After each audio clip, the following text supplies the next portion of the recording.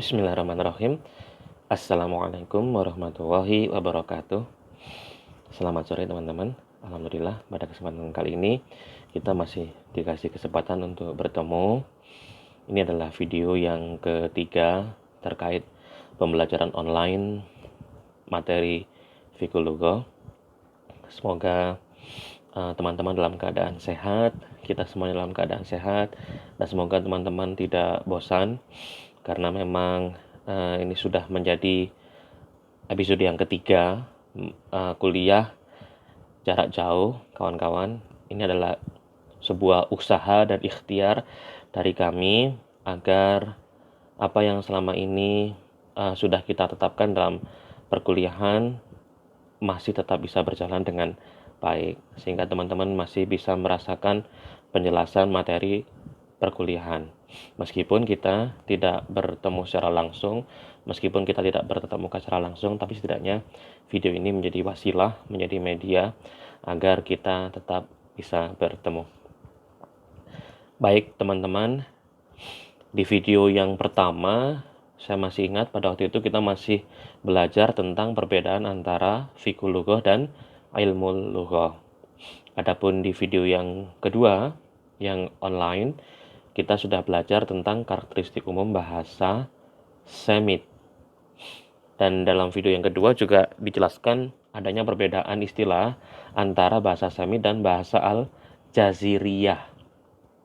Beberapa orang menyebut bahasa Semit dengan Al-Lughah Al-Jaziriyah, dan kelompok lain menyebut menggunakan Al-Lughah As-Samiyah atau bahasa Semit. Baik kawan-kawan yang kami banggakan, pada kesempatan kali ini kita akan belajar tentang keluarga bahasa-bahasa Al-Jaziriyah. Fashailul Lughat Al-Jaziriyah. Ini materi kita pada kesempatan kali ini, yaitu kita akan belajar tentang keluarga bahasa-bahasa Semit atau keluarga bahasa-bahasa Al-Jaziriyah. Apa yang akan kita pelajari? Yang pertama, kita akan pelajari tentang urgensi. Urgensi itu apa? Pentingnya. Apa sih pentingnya kita mempelajari bahasa Semit atau bahasa Semitik ya, kata sifatnya. Terus bagaimana? Karena tadi kan sebutnya keluarga. Ya, masih ingat kawan-kawan di kuliah pertama ada demografi bahasa. Demografi itu ada semacam keluarga bahasa ya. Ada kesamaan, ada satu rumpun namanya, sehingga disebut dengan keluarga atau demografi bahasa Semit. Saya selalu mengingatkan di kelas bahwasanya kakak yang pertama namanya bahasa Akkad, kakak yang kedua namanya bahasa Aram, dan yang terakhir yang menjadi lingua franca, nanti kita bahas di sini apa itu lingua franca, adalah bahasa Arab. Nah, gitu ya teman-teman ya. Baik. Oke, kita akan ngobrol santai ya terkait dengan urgensi mempelajari bahasa Semitik itu apa. Karena ini materinya memang banyak diskusinya. Oke. Saya ambil dari bukunya Philip Kahiti. Nah, ini sudah ada buku terjemahannya sebenarnya. Kalau kawan-kawan pergi ke toko buku, itu ada buku judulnya History of the Arabs. History of the Arabs ini sejarah Arab itu ya secara umum ya. Itu punya Philip Kahiti. Ini buku induk sebenarnya, buku yang nanti kami berikan filenya ada linknya, nanti kawan-kawan sudah tinggal membaca saja yang bahasa Inggris. Kalau mau yang bahasa Indonesia, kawan-kawan sudah bisa membelinya di toko buku. Ya, apa yang dikatakan oleh Hiti? Di Eropa dan Amerika, kata Semit itu memang memiliki konotasi dengan bangsa Yahudi atau dengan agama Yahudi, dan mengingatkan kita pada penyebaran orang Yahudi di kedua benua itu, baik di Eropa maupun di Amerika. Memang kata Semit itu memang dekat dengan terminologi dalam agama Yahudi. Ini menurut pendapat Philip Kahiti. Nah, dalam buku-buku referensi terkait dengan Arab, kami menyarankan kawan-kawan baca bukunya Philip Kahiti ini. Atau yang kedua, nah ini punya Mackintosh Smith, kawan-kawan. Bukunya Mackintosh Smith, 3000 Year History of People, Tribes, and Empires punya Tim McIntosh Smith. Jadi ini bukunya menarik. Kalau tidak usah beli, nanti ada filenya saya berikan. Jadi dalam buku ini menjelaskan tentang sejarah ya histori bangsa Arab itu 3.000 tahun. Jadi menghitungnya dari 3.000 tahun.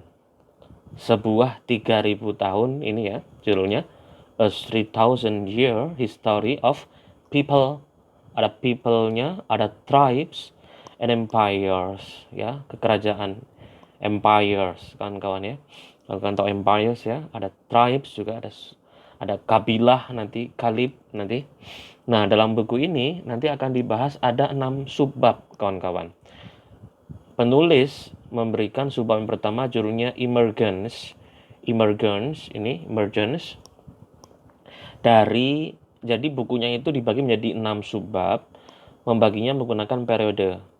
Ya, emergence itu yaitu dari 900 BC sebelum Masehi sampai 600 AD setelah Masehi ini ya. Jadi tahunnya itu ada pembagiannya. 900 sampai BC ini ya. Sebelum Masehi sampai 600. Nah, dalam bab ini dibahas apa? Jadi di sini akan dibahas yang bab pertama itu tentang bangsa-bangsa Saba. Kan pasti kalau baca Al-Quran ketemu surat As-Saba itu ya. Ada Nabateans, ada Nomads. Itu seperti apa? Ini masih kondisi bangsa Arab pada masa-masa awal. Ya, ada di bab yang pertama, the emergence ini. Kebangkitan. Terus yang kedua, kalau sudah emergence nanti masuk kepada revolution. Revolution itu fatrahnya, tahunnya antara 600 sampai 630. Ini sudah bukan BC lagi tapi AD, sudah Masehi. Dalam bab ini dibahas perihal revelation. Revelation itu terkait dengan wahyu Tuhan. Dan menariknya di sini ada revolusinya dari Nabi Muhammad dan Al-Qur'an. Bagaimana Nabi Muhammad dan Al-Qur'an itu bergerak dalam gerakan revolusi pada waktu itu. Jadi memang peran penting Nabi Muhammad dan Al-Quran dalam merevolusi bangsa Arab pada waktu itu jelaskan di bab yang kedua ini. Kalian nanti bisa membacanya dari mulai awal periodisasi bangsa Arab pada umumnya ya sampai kepada masa revolusi. Habis itu masuk kepada dominance. Bab yang ketiga sama si penulis disebut dengan dominance, yaitu periode 630 sampai 900. Jadi ada periodisasinya juga. Bab ini membahas perihal Crusaders ya. Crusaders di sini terkait dengan perang salib itu ya kan kawan ya nanti. Crusade itu nanti juga ada the Kingdom of Damascus. The Kingdom of Damascus itu Bani Umayyad, and the Empire of Baghdad itu Abbasid yaitu Abbasiyah.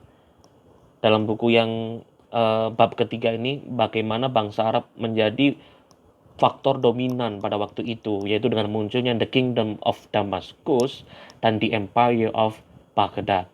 Itu pada masa Umayyah dan pada masa Abbasiyah. Lanjut di bab 4, McIntosh Smith menjelaskan tentang decline.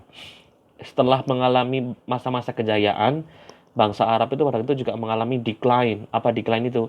Decline itu masa-masa kemunduran. Kapan? Pada periode 900 sampai 1350. Ada fatrohnya. Nah, ini menariknya buku ini ya. Jadi emang babnya itu dibagi dari periodisasinya itu. Dalam bab ini dibahas perihal the counter culture and counter caliphs. Nah, ini kan tadi saya sudah menyinggung ada khalifah itu ya, khalifah. The empire breaks up. Ini udah mulai decline pada subbab yang keempat ini. Selanjutnya eclipse ini juga mulai masih masa-masa kemunduran. Eclipse itu juga pada tahun 1350 sampai 1800. Dalam bab ini dibahas tentang Arabs around the Indian Ocean. Di sini sudah jelas sekali dari judulnya ya kawan-kawan. Terus juga ada re-emergence. Re-emergence itu sudah mulai bangkit kembali itu ya. Di bab terakhir ditulis tentang re-emergence sama McIntosh Smith ini periode 1800 sampai dengan sekarang. Nah, dalam bab ini dibahas tentang identity rediscover, awakening, sudah mulai bangkit ya, and the age of hope, yaitu masa-masa harapan ya, adanya harapan. Nah, ini sangat menarik sekali pembahasannya dibagi secara tahun per tahun gitu ya. Kan karena ini judulnya A 3000 Year History, 3000 tahun sejarah dari bangsa Arab ya. Terus juga sampai ke kerajaan-kerajaan ini bukunya dari Mackintosh Smith, kawan-kawan, nanti bisa dibaca. Ini salah satu, memang kalau fikul lughah itu harus banyak membaca ya, dari buku-buku referensi ya, dari mulai Philip Kahiti, kan tadi sudah kenal, ada Mackintosh Smith, jangan sampai nanti teman-teman dari sastra Arab belum kenal dengan Philip Kahiti, karena Philip Kahiti itu sudah buku yang cukup fenomenal ya, The History of Arab tadi itu. Baik, nah istilah Semit ini berasal dari kata Shem, yang tertera pada perjanjian lama ya, pada kitab Kejadian melalui bahasa Latin dalam Vulgate, Injil berbahasa Latin yang ditulis oleh Santa Jerome pada abad keempat. Oke, ini sejarah terminologi kata Semit ya kawan-kawan ya, bisa difahami itu ya. Nah, kemarin kan sempat di PowerPoint sebelumnya ada tentang anak Nabi Nuh. Karena memang kata Semit itu banyak yang menisbahkan kepada anaknya Nabi Nuh. Penjelasan tradisional menyebutkan bahwa rumpun bangsa Semit adalah keturunan anak Nuh yang tertua. Ada Ham, ada Sam, ada Yafuz, ya kan? Kemarin anaknya Nabi Nuh ada di PowerPoint sebelumnya, dan karena itulah secara rasial mereka homogen, tidak bisa lagi diterima. Ya, nah ini karena memang kalau bangsa Semit itu pasti satu gitu ya, karena satu keturunan tuh sama, akhirnya homogen, secara rasial mereka homogen. Nah, untuk buku referensi induknya belajar bahasa Semit kawan-kawan, ini kami berikan judul bukunya adalah A Brief Introduction to the Semitic Language, punyanya Aaron D. Rubin, mohon diingat nama penulisnya, namanya Aaron D. Rubin. Oke, jadi dari video ini kawan-kawan sudah kenalan sama 3 orang. Yang pertama namanya Philip Kahiti, yang kedua Mackintosh dan Smith tadi itu ya, Mackintosh Smith, yang terakhir namanya Aaron D. Rubin. Judul bukunya apa kawan-kawan? A Brief Introduction to Semitic Language. Bagaimana pengantar awal ringkas, brief itu kan ringkas ya, introduction itu pengantar, Semitic languages, languages itu kan berarti banyak, untuk belajar bahasa-bahasa Semit. Nah ini kan kawan, ini bukunya tipis tapi buku ini sangat komprehensif. Kalau buat pemula untuk belajar bahasa Semit cocok buku ini, bukunya Aaron D. Rubin. Nanti ada, kawan-kawan tidak usah membeli, sudah ada PDF yang nanti saya berikan kepada teman-teman untuk dibaca. Bahasa Inggris tidak apa-apa, kawan-kawan dari sekarang harus mulai membaca buku berbahasa literatur berbahasa Inggris, karena memang buku-buku bahasa Inggris itu cukup banyak sekali, melimpah, dan di sana pembahasannya cukup komprehensif dan sistematis kawan-kawan. Apa yang dibahas dalam buku ini teman-teman? Dalam buku ini dibahas ada 5 bab utama yang dibahas dalam bukunya Rubin. Kita sebut Rubin aja ya, nama akhirnya nih kan. Kalau mensitasi kan nanti Rubin, Aaron D gitu ya, Rubin. Dalam bukunya Rubin itu ada 5 bab.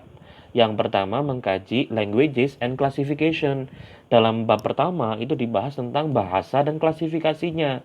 Yang dimaksud bahasa-bahasa di sini languages itu adalah bahasa Semit. Nanti kawan-kawan buka di bab pertama itu ada macam-macam bahasa Semit, apa saja klasifikasinya. Yang pertama kawan-kawan pasti ketemu dengan bahasa Akkadian, karena ini memang kakak pertama. Ya, bahasa Semit yang paling tua itu adalah bahasa Akkad, itu ada di bab pertama. Nah, kalau mau belajar a brief introduction, belajar pengantar yang ringkas, ya, kalau mau mempelajari, mau kenalan dengan bahasa, apa saja sih yang harus dikenali? 1, ada unsur fonologi. Fonologi itu ilmu bunyi. 2, ada unsur morfologi. Morfologi itu ilmu bentuk kata, tadi itu ya. Sintaks atau sintaksis, bagaimana menyusun kata, dan leksikon itu terkait dengan kosakata. Kosakata apa saja yang ada dalam bahasa Semit. Nah, gitu. Kalau belajar fonologi, apa yang dibahas? Ya, dalam buku ini nanti dibahas perihal konsonan, Semitic konsonan, yaitu konsonan, bunyi-bunyi konsonan yang ada dalam bahasa Semit. Tuh kan, bagus ya. Semitic vowels, itu adalah bunyi-bunyi vokal yang ada dalam bahasa Semit. Morfologi nanti belajar apa kawan-kawan? Morfologi belajar tentang nominal system, bagaimana kata benda itu dibentuk, bagaimana sistem pembentukan kata benda, gender, Karena dalam bahasa Arab itu ada gender, ada muzakkar, ada muannas. Itu memang ciri khasnya bahasa Semit, kawan-kawan. Gender and number. Verbal system, pembentukan kata kerja itu seperti apa dalam bahasa Semit. Kemudian sintaks. Sintaksis itu terkait dengan word order. Bagaimana kata itu disusun, ya, word order. Dalam bahasa Semit itu seperti apa? Ada penjelasannya dalam subbab terkait dengan sintaks. Yang terakhir tentang leksikon. Nah, ini bukunya siapa tadi, teman-teman? Bukunya Aaron D. Rubin. Ini memang secara garis besar materi-materi yang kami tulis kami ambil dari buku ini. Ya, A Brief Introduction to Semitic Languages. Oke. Dalam buku yang tadi itu ya, dalam sebuah pengantar bukunya yang berjudul A Brief Introduction to the Semitic Languages ya, karena banyak ya, bahasa Semit itu kan banyak sekali. Rubin menjelaskan bahwa bahasa Semit atau Semitic Languages selama kurang lebih 5.000 tahun merupakan bahasa yang terbukti paling awal. Nah, paling awal muncul dan paling lama bertahan hidupnya. Jadi yang muncul pertama kali itu juga bahasa Semit, yang paling lama bertahan hidupnya juga bahasa Semit. Nah, ini urgensinya. Makanya tadi kan kita belajar urgensi belajar bahasa Semit, ini nomor 1 ya. Nomor 1 nanti kawan-kawan bisa menyimpulkan sendiri apa urgensi dari belajar bahasa Semit. Yang pertama, karena memang bahasa Semit itu kurang lebih 5.000 tahun merupakan bahasa yang terbukti paling awal. Kata kuncinya ada di sini, paling awal dan paling lama bertahan hidupnya. Makanya perlu kita kaji, kawan-kawan, belajar bahasa Semit itu seperti apa. Karena memang kalau nanti kita belajar bahasa Semit, kita juga belajar bahasa Arab. Nah, itu. Kita jadi mengenal saudara-saudaranya bahasa Arab itu bahasa apa saja sih. Nah, gitu. Itu makanya urgensinya Fiqhul Lughah di situ, teman-teman. Makanya harus belajar Fiqhul Lughah supaya kita lebih tahu lebih banyak nanti. Nah, yang kedua, urgensinya belajar bahasa Semit. Pada umumnya, secara dominan bahasa Semit itu diujarkan di wilayah Levantin. Levantin ya, ada Levantin, ada Mesopotamia, ada Arab, ada juga di sekitar Laut Merah, Red Sea di Ethiopia dan Eritrea. Nah, dari sini akhirnya menjadi urgensinya, menjadi penting belajar bahasa Semit karena kawan-kawan juga akan studi geografis. Jadi dengan belajar bahasa Semit, kawan-kawan akan tahu bahasa Semit di Levantin seperti apa. Levantin daerah mana? Nanti kita lihat ada petanya. Mesopotamia di mana gitu ya. Daerah sekitar Laut Merah sebelah mana loh. Akhirnya kita akan buka lagi peta tentang Timur Tengah, teman-teman. Dari sini kita bisa menetapkan bahwasanya belajar bahasa Semit itu penting. Nah, dari sini kita akan melihat bagaimana penyebaran dari bahasa Semit yang paling awal dan paling lama tadi itu ya. Itu yang kedua. Nah, ini Levantin gitu ya, yang warnanya merah ini ya. Nah, ini kita buka ya. Kita buka pemahaman kita tentang peta Timur Tengah itu ya. Arabian Peninsula itu kan di sini ya kan ya posisinya ya. Ini Egypt, Mesir. Nah, dipisahkan sama Red Sea kawan-kawan. Ini ada Red Sea ya. Laut Merah. Di sini ada Mediterranean Sea. Yuk sambil diingat-ingat petanya. Anatolia, ada Black Sea di sini dan ini ada Mesopotamia, Levant itu di sini. Levantin, kan harus kenal.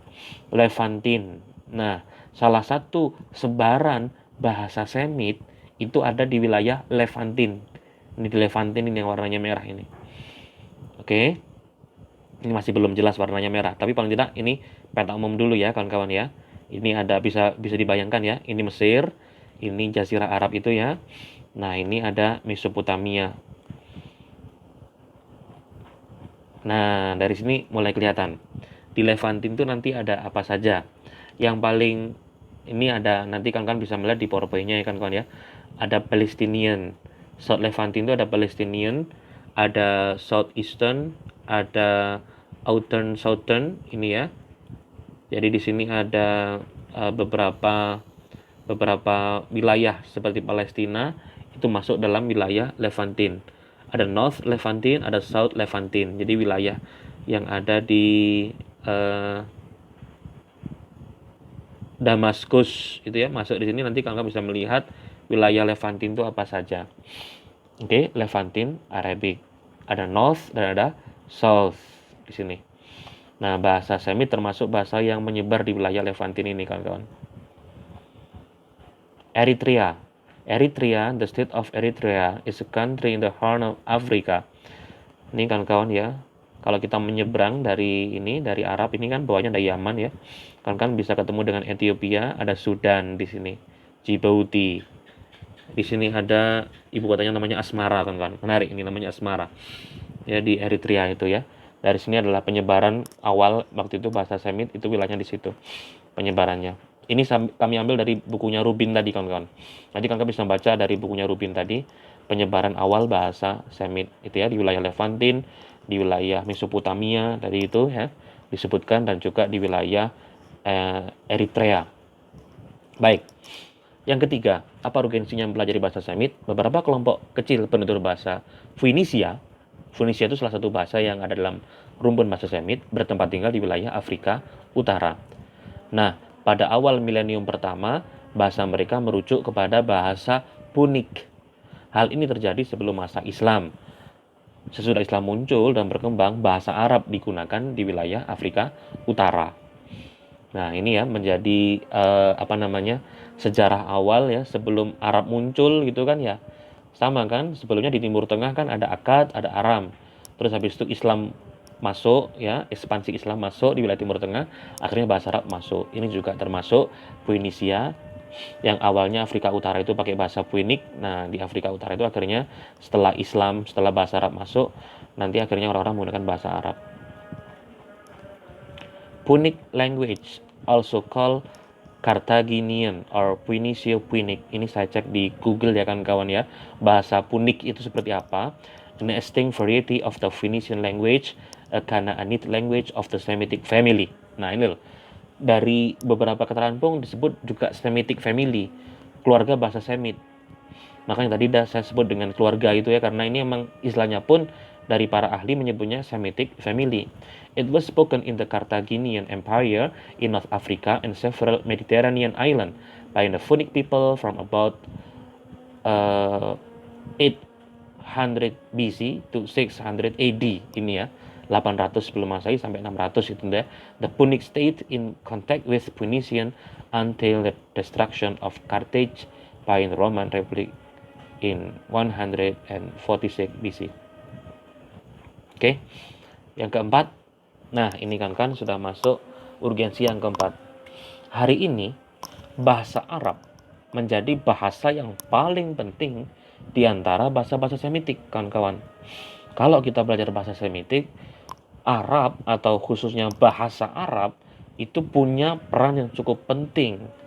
Karena apa? Karena bahasa Arab menjadi lingua franca. Mohon diingatkan kan. Lingua franca di wilayah Timur Tengah atau Near East dan Afrika Utara, North Africa. Penutur bahasa Arab diperkirakan berjumlah 200 juta.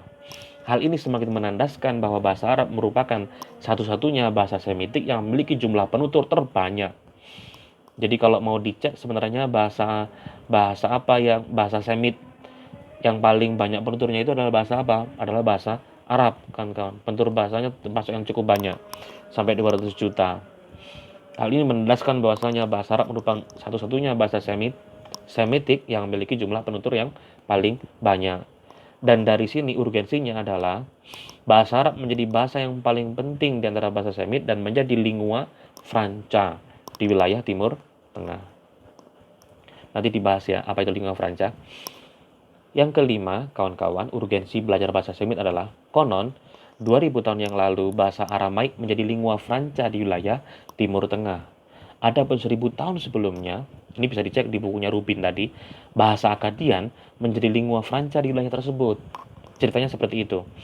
Jadi ini yang pertama itu Akkad ya, kemudian dilanjutkan oleh Aram, kemudian dilanjutkan oleh bahasa Arab yang menjadi lingua franca. Nah, bahasa-bahasa Semitik merupakan bahasa yang banyak bersinggungan dengan agama. Lah, di sini akhirnya kan menjadi pentingnya. Saya ulangi sekali lagi, mengapa menjadi penting belajar bahasa Semit? Karena bahasa Semit adalah bahasa yang paling banyak bersinggungan dengan agama. Agama Islam. Bahasa apa? Arab. Pasti yakin seperti itu. Kristen itu juga nanti pakai Injil itu ada yang dari bahasa Aram. Ibrani itu dari bahasa Ibrani itu dari bangsa atau agama Yahudi, teman-teman. Nah, disinilah akhirnya menjadi penting menjadi penting mempelajari bahasa Semit karena bahasa Semit ya banyak bersinggungan dengan agama, kawan-kawan. Dan akhirnya ini kesimpulan closing statement-nya. Statement penutupnya. Ia sering disebut sebagai tempat kelahiran peradaban dunia, kawan-kawan. Bahasa Inggrisnya Cradle of Civilization. Ini biasanya di UTS sering saya keluarkan. Apa yang Anda pahami tentang Cradle of Civilization? Cradle of Civilization itu adalah tempat lahirnya peradaban dunia. Ya, tempat lahirnya peradaban dunia. Bahasa Semit itu memiliki andil dalam kelahiran peradaban dunia. Dari mulai bangsa Akkad, dari mulai bahasa Aram sampai bahasa Arab, itu peradaban dunia, proses pembentukannya itu bersinggungan langsung dengan bahasa Semit. Maka dari itu cukup penting untuk belajar bahasa Semit karena karena bahasa-bahasa yang Semitik tadi itu berada di tempat kelahiran peradaban dunia. Tempat kelahiran peradaban dunia itu yang sering diistilahkan oleh para ahli dengan cradle, ini ya bacanya, Cradle of Civilization. Oke, kawan-kawan. Nah, 6 masih ada 6 dan ada 7. Nanti menjadi 8, 9. Ini menjadi urgensi dari belajar bahasa Semit. Ya, tadi kata kuncinya ada di Cradle of Civilization. Yang keenam, 2 dari bahasa Semitik, ya, bahasa apa? Yaitu bahasa Ibrani dan bahasa Arab. Nah, ini istilahnya malah lebih menarik lagi, lebih kena lagi, menjadi bahasa suci. Wah, istilahnya sampai menjadi bahasa suci. Apa itu? Holy language. Dia disebut dengan holy language. Holy language itu bahasa suci dari agama Yahudi dan Islam. Nah, ini semakin pertegas lagi. Ini kami jadikan poin sendiri ya kawan-kawan ya, supaya nanti pisah dengan Cradle of Civilization. Jadi ada kata kunci Cradle of Civilization, ada kata kunci lain yaitu holy language. Mohon diingat, holy language. Language itu bahasa, holy itu suci. Ya, ini istilah dari Rubin tadi, kan bisa mengecek di punya Rubin tadi itu ada holy language, bahasa suci. Maksudnya apa? Bahasa yang bersinggungan dengan agama Yahudi dan agama Islam. Adapun bahasa Aramaik pernah memainkan peranan penting dalam sejarah 2 agama, yaitu agama Kristen dan agama Yahudi. Adanya hubungan antara ketiga bahasa tersebut, yaitu Arab, Ibrani, dan Aramaik, sudah pernah diakui oleh ahli gramatika Yahudi yang bernama Judah ibnu Quraisy. Sampai ahli gramatika Yahudi itu mengakui ya, yang bernama Judah ibnu Quraisy ini, bahwasanya memang ada relasi yang sangat dekat antara bahasa Arab, representasi dari orang Islam, bahasa Ibrani, representasi dari orang Yahudi, dan Aramaik, representasi dari agama Kristen. Sebenarnya sudah ada hubungan yang sangat dekat. Maka dari itu, dari 3 agama ini satu sebenarnya kan, satu saudara. Jadi tidak boleh bertengkar. Gitu ya. Karena emang mereka sudah mengalami relasi yang sangat dekat. Sama-sama holy language-nya. Ya, dari bahasa Arab, bahasa Ibrani, Aramaik, ini kan satu saudara, satu rumpun, satu keluarga bahasa, namanya bahasa Semit. Tidak elok kalau satu keluarga itu bertengkar misalkan, ya kan? Nah, maka dari itu dari sini sebenarnya akan bisa ditarik benang merahnya. Kenapa kita harus belajar bahasa Semit, gitu kan kawannya? Urgensi, kembali ke urgensi tadi tuh. Urgensinya apa gitu. Nah, bisa dilihat dari sini. Oke. Ya, yang 7, dengan demikian dapat disimpulkan bahwa studi komparatif bahasa-bahasa Semit sudah berjalan sejak kurun waktu yang cukup lama. Urgensinya apa? Urgensi yang ketujuh adalah kita bisa belajar secara komparatif. Komparatif itu apa? Komparatif itu membandingkan. Jadi bahasa Arab bagaimana? Bahasa Ibrani bagaimana? Bahasa Aramaik bagaimana? Nah, itu kita bisa melakukan studi komparatif dari sana, kawan-kawan. Nah, maka dari itu, ini menjadi sesuatu yang cukup penting, kawan-kawan. Oke. Yang ke-8, semenjak ada reformasi di Eropa, ya, Reformation in Europe, dan adanya konsekuensi bahasa asli Bible, pembelajaran bahasa Ibrani semakin populer di kalangan umat Kristiani. Nah, itu ya. Jadi semenjak ada, ini juga kami ambil dari bukunya Rubin tadi itu kan kawan ya, ada konsekuensi bahasa asli Bible, maka orang-orang sudah mulai belajar bahasa Ibrani. Sama halnya kayak untuk memahami Al-Quran, orang-orang sudah mulai belajar bahasa Arab. Nah, gitu ya. Jadi ada motivasi terselubung. Wah, saya pengen bisa bahasa Arab. Kenapa? Karena saya pengen mengkaji Al-Quran. Saya pengen tahu pesan-pesan suci dalam Al-Quran, dalam hadis. Akhirnya belajar bahasa Arab. Nah, itu juga kasusnya sama. Ada bahasa asli Bible, ya, yang pada waktu ya, bahasa asli Bible. Akhirnya orang-orang mulai gemar belajar bahasa Ibrani pada waktu itu. Bahasa-bahasa Semit, baik yang kuno maupun yang modern, terus dipelajari sampai sekarang secara luas. Ini menjadi urgensi yang ke-8. Yang ke-9, bahasa-bahasa Semit tersebut memainkan peranan penting dalam dunia akademisi, baik dari ranah linguistik, baik dari ranah agama, sejarah, ilmu politik, sastra banding, dan disiplin ilmu-ilmu lainnya. Ini kenapa penting belajar bahasa Semit? Nah, kembali ke alasan yang ke-9. Karena bahasa-bahasa Semit memainkan peranan yang cukup penting dalam dunia akademisi, baik di ranah linguistik, ilmu bahasa, studi agama. Nah, akhirnya masuk agama. Kita bisa mengkaji agama melalui bahasa. Gitu kan, kawan? Jadi pintu masuknya belajar agama lewat bahasa. Ini menjadi urgensi penting. Kenapa harus belajar bahasa Semit? Gitu. Sejarah.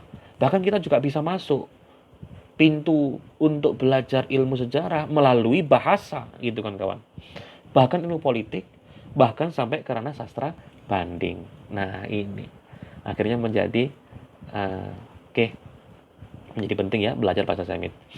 Oke, untuk pertemuan sesi pertama ini cukup sampai di sini dulu videonya. Kawan-kawan nanti akan lanjut untuk video selanjutnya tentang pembagian Al-Lughah Al-Jaziriyah secara geografis. Nah, dari sini kawan-kawan sudah bisa melihat ada 9 poin urgensi dari mempelajari bahasa Semit. Silakan nanti dituliskan di kolom forum ya, baik nanti di forum Sepada ataupun di komentar YouTube bisa dituliskan 9 poin yang menjadi landasan berpikir mengapa bahasa Semit penting untuk dipelajari. Gitu ya kan kawan ya. Ya, meskipun kita jaraknya jauh, insya Allah kita masih dekat ya, karena sering belajar bersama melalui video pembelajaran ini. Metode yang saya pilih memang seperti ini. Jadi melalui video nanti kawan-kawan bisa melihat kapan saja, di mana saja ya, sambil menyusun apa yang sudah disampaikan dalam PowerPoint dalam video ini, kawan-kawan bisa merangkum sendiri. Ada 9 poin tentang urgensi belajar bahasa Semit. Terus juga tadi saya kasihkan filenya dari Philip Kahiti. Kawan-kawan mulai kenalan ya dengan Philip Kahiti, mulai kenalan dengan Aaron D. Rubin, ya, mulai kenalan dengan Mackinton Smith, tadi itu juga mulai kenalan dengan itu. Nanti ada filenya yang bisa kawan-kawan baca dari rumah. Semoga kawan-kawan sehat semuanya. Kurang lebihnya saya mohon maaf. Sukses untuk kita semuanya. Assalamualaikum warahmatullahi wabarakatuh.